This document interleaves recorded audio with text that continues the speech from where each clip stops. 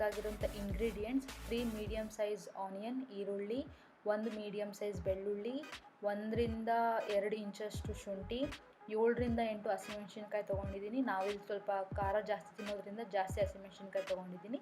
ನಿಮಗೆ ಬೇಕಾಗಿದ್ದಲ್ಲಿ ನೀವು ಕಡಿಮೆ ಕೂಡ ಹಸಿಮೆಣ್ಸಿನ್ಕಾಯಿ ತೊಗೊಳ್ಬೋದು. ಸ್ವಲ್ಪ ಕೊತ್ತಂಬರಿ ಸೊಪ್ಪು, 1/4 ಬಟ್ಲಷ್ಟು ರಿಫೈನ್ಡ್ ಆಯಿಲ್ ಮತ್ತು 1/4 ಬಟ್ಲಷ್ಟು ಮೊಸರು, 1 ಮೀಡಿಯಮ್ ಸೈಜ್ ಟೊಮೆಟೊ, ರುಚಿಗೆ ತಕ್ಕಷ್ಟು ಉಪ್ಪು, ಅರ್ಧ ಟೀ ಸ್ಪೂನ್ ಅರಿಶಿನ, ಚಕ್ಕೆ, ಲವಂಗ ಮತ್ತು ಏಲಕ್ಕಿ. ಈ ಇಂಗ್ರೀಡಿಯೆಂಟ್ಸ್ ಕ್ವಾಂಟಿಟಿ ಲಿಸ್ಟ್ ನಾನು ಡಿಸ್ಕ್ರಿಪ್ಷನ್ ಬಾಕ್ಸ್ನಲ್ಲಿ ಮೆನ್ಷನ್ ಮಾಡ್ತೀನಿ, ಸೊ ನೀವು ಚೆಕ್ ಮಾಡ್ಬೋದು ಅಲ್ಲಿ.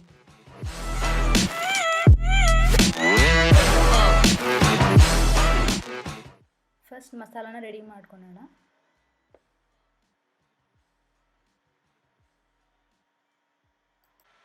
ಒಂದು 2 ರೌಂಡ್ಸ್ ಗ್ರೈಂಡ್ ಮಾಡಿದಾದಮೇಲೆ ಸ್ವಲ್ಪ ಇರಬೇಕಾದ್ರೇ ಸ್ವಲ್ಪ ಈರುಳ್ಳಿನ ಹಾಕ್ಕೊಂಡು ಮತ್ತೆ ಪೇಸ್ಟ್ ಥರ ಮಾಡ್ಕೊತೀವಿ. ಬಾಣಲಿಗೆ ಫಸ್ಟು ರಿಫೈನ್ಡ್ ಆಯಿಲ್ ಹಾಕೊಳ್ಳೋಣ. ಸೊ ರಿಫೈನ್ಡ್ ಆಯಿಲ್ ಬಿಸಿ ಆದ ನಂತರ ಉದ್ದುದ್ದವಾಗಿ ಕಟ್ ಮಾಡ್ಕೊಂಡಿರೋವಂಥ ಈರುಳ್ಳಿನ ಹಾಕ್ಕೊಳ್ಬೇಕು.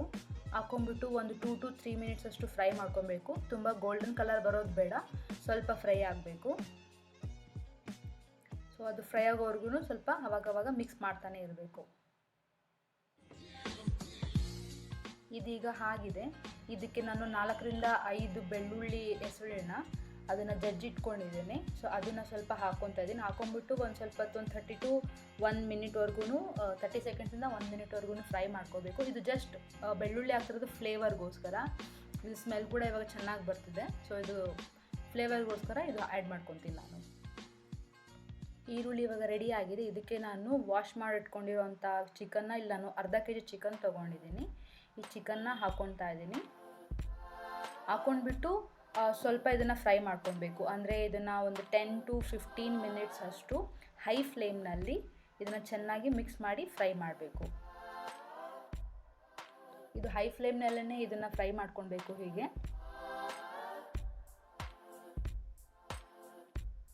ಮಾಡ್ತಾ ಇದ್ದರೆ ಚಿಕನ್ನಲ್ಲಿರುವಂಥ ವಾಟರ್ ಕಂಟೆಂಟ್ ಎಲ್ಲ ಅದು ಹೊರಗಡೆ ಬರೋವರೆಗೂ ನಾವು ಇದನ್ನು ಫ್ರೈ ಮಾಡ್ತಾನೆ ಇರಬೇಕು.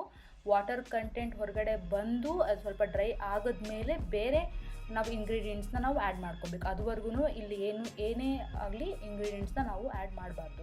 ಒಂದು 2 to 3 ಮಿನಿಟ್ಸ್ ಬ್ರೇಕ್ನಲ್ಲಿ ಬಂದು ಇದನ್ನು ಕಲಿಸ್ತಾನೆ ಇರಬೇಕು. ಸೊ ಇದು ಈಗ ರೆಡಿ ಆಗಿದೆ. ವಾಟರ್ ಕಂಟೆಂಟ್ ಎಲ್ಲ ಸ್ವಲ್ಪ ಡ್ರೈ ಆಗಿದೆ, ಎವಾಪ್ರೇಟ್ ಆಗಿದೆ.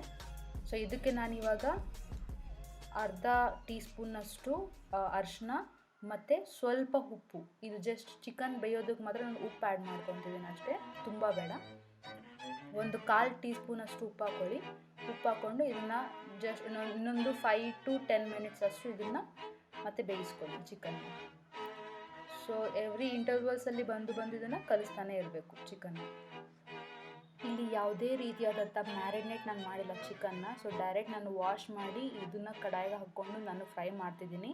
ಸೊ ಈ ಕಡಾಯಿ ಚಿಕನ್ ಡ್ರೈಗೆ ಮ್ಯಾರಿನೇಟ್ ಮಾಡೋವಂಥ ಅವಶ್ಯಕತೆ ಇಲ್ಲ. ಓಕೆನಾ. ಇದಿವಾಗ ಒಂದು 10 ಮಿನಿಟ್ಸ್ ಆಗಿದೆ. ಸೊ ಉಪ್ಪು ಮತ್ತು ಅರಿಶಿನ ಹಾಕಿದ್ಮೇಲೆ ಸ್ವಲ್ಪ ಬೆಂದಿದೆ ಕೂಡ. ಸೊ ಇದಕ್ಕೆ ನಾವಿವಾಗ ಟೊಮೆಟೊನ ಆ್ಯಡ್ ಮಾಡ್ಕೊತಿದ್ದೀನಿ. ಟೊಮೆಟೊನ ಆ್ಯಡ್ ಮಾಡಿಕೊಂಡು ಒಂದು 2 to 3 ಮಿನಿಟ್ಸ್ ಇದನ್ನು ಬೇಯಿಸ್ಕೋಬೇಕು.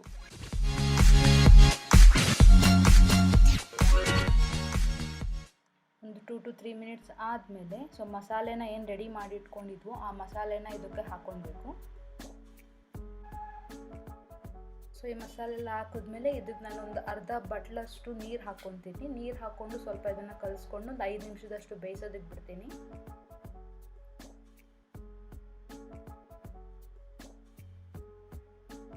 ನೀರು ಹಾಕ್ಕೊಂಡು ಇವಾಗ ಚೆನ್ನಾಗಿ ಕಲಿಸ್ಕೊಳ್ಬೇಕು. ಕಲಿಸ್ಕೊಂಡು ಒಂದು 5 ನಿಮಿಷ ಬೇಯೋದಕ್ಕೆ ಬಿಡಿ. ಸೊ ಇದೀಗ ಬೆಂದಿದೆ. ಇದಕ್ಕೆ ನಾನು ಮೊಸರನ್ನ ಆ್ಯಡ್ ಮಾಡ್ಕೊತಾ ಇದ್ದೀನಿ.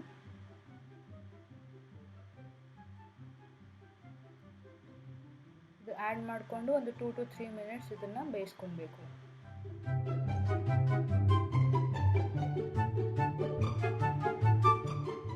ಸೊ ಆಯಿಲ್ ಸಪ್ರೇಟ್ ಆಗಿದೆ. ಆಯಿಲ್ ಸಪ್ರೇಟ್ ಆದಮೇಲೆ 1 ಕಪ್ನಷ್ಟು ನಾನು ನೀರು ಹಾಕ್ಕೊಂಡು ಇದನ್ನು ಬೇಯಿಸ್ಕೊತೀನಿ. ಸೊ ಈಗ ನೀರು ಹಾಕಿದ್ಮೇಲೆ ಸ್ವಲ್ಪ ರುಚಿಗೆ ತಕ್ಕಷ್ಟು ಉಪ್ಪನ್ನ ಆ್ಯಡ್ ಮಾಡ್ಕೊಳ್ಬೇಕು. ಸ್ವಲ್ಪ ಕಲಸಿ ಇದನ್ನು ಲಿಡ್ ಕ್ಲೋಸ್ ಮಾಡಿ ಒಂದು 20 ಮಿನಿಟ್ಸ್ ಬೇಯೋದಕ್ಕೆ ಬಿಡಬೇಕು. 20 ಮಿನಿಟ್ಸ್ ಮಧ್ಯದಲ್ಲಿ ನೀವು 2 to 3 ಮಿನಿಟ್ಸ್ ಬಂದು ಕಲಿಸ್ತಾನೆ ಇರಬೇಕು. ಸೊ 20 ಮಿನಿಟ್ಸ್ ಕಂಪ್ಲೀಟ್ ಆಗಿದೆ, ಚಿಕನ್ ಕೂಡ ಬೆಂದಿದೆ ಇವಾಗ. ಸೊ ಹೀಗಿರುತ್ತೆ. ಸೊ ಇದನ್ನು ಅವಾಗವಾಗ 2 to 3 ಮಿನಿಟ್ಸ್ ಎವ್ರಿ ಇಂಟರ್ವಲ್ನಲ್ಲಿ ಕಲಿಸ್ತಾನೆ ಇರಬೇಕು. ಈಗ ಆಗಿದ್ದರೆ ಚಿಕನ್ ಡ್ರೈ ರೆಡಿಯಾಗಿದೆ ಅಂತ ಅರ್ಥ. ಬೇಯಿದೆಯಾ ಇಲ್ಲ ಅಂತ ನೋಡೋದಕ್ಕೆ ನೀವು ಒಂದು ಚಿಕನ್ ಪೀಸ್ನ ಕಟ್ ಮಾಡಿ ನೋಡಿ. ಅದು ಈಸಿಯಾಗಿ ಕಟ್ ಆದರೆ ಚಿಕನ್ ಬೆಂದಿದೆ ಮತ್ತು ಇದು ಚಿಕನ್ ಕಡಾಯಿ ಕೂಡ ರೆಡಿಯಾಗಿದೆ. ರೆಡಿಯಾಗಿರೋ ಚಿಕನ್ ಕಡಾಯಿ ಡ್ರೈನ ಸರ್ವಿಂಗ್ ಕಡಾಯಿನಲ್ಲಿ ಸಪ್ರೇಟ್ ಮಾಡ್ಕೊಳ್ಳೋಣ. ಸೊ ಇದು ಟ್ರೈ ಮಾಡಿ ಮನೆಯಲ್ಲಿ ರೆಸಿಪಿನ, ತುಂಬಾ ಚೆನ್ನಾಗಿತ್ತು. ಮತ್ತು ಫಿಂಗರ್ ಲಿಕ್ಕಿಂಗ್ ಚಿಕನ್ ಇದು ತುಂಬ ಟೇಸ್ಟಿಯಾಗಿತ್ತು. ಕಡಾಯಿ ಚಿಕನ್ ಡ್ರೈ ರೆಡಿ. ನಿಮಗೇನಾದರೂ ಈ ವಿಡಿಯೋ ಇಷ್ಟ ಆದಲ್ಲಿ please like, share and subscribe. Thank you.